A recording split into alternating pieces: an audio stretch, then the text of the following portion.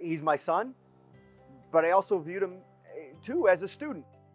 Lieutenant Colonel David DeRay, a T-6A Texan II instructor pilot at Vance Air Force Base, Oklahoma, had the once-in-a-lifetime opportunity to fly with his son, Second Lieutenant Nick DeRay, a student pilot at Laughlin Air Force Base, Texas.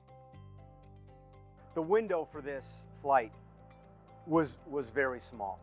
When I think about it, it comes down to it could have happened on a single day in a single flying period. That's really what it came down to. It really incredible.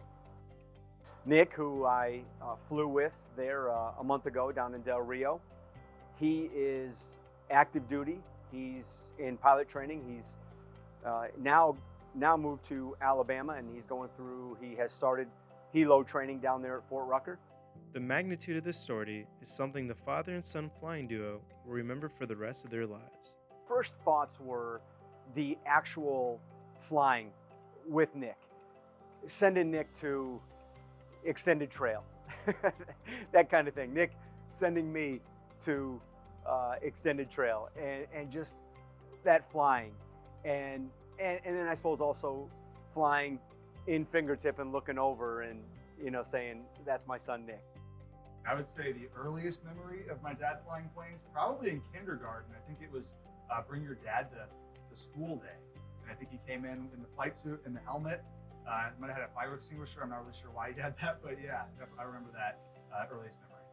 So closed trail, usually my favorite thing to do in form, but wing work, definitely pretty wild today, because that's, you're right next to each other, and then you're staring at their plane the whole time. You can see inside the cockpit pretty well.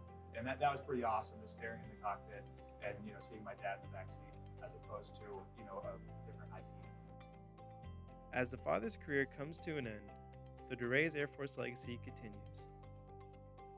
When it comes to making a choice to join the military, I was always there to encourage my kids with anything they wanted to do and inform them. I think they all saw how much I enjoyed it, the fulfillment that I had throughout my career. And that might have been a draw to them. But when it comes to the military, I view it as a little bit different than, maybe a lot different than other careers.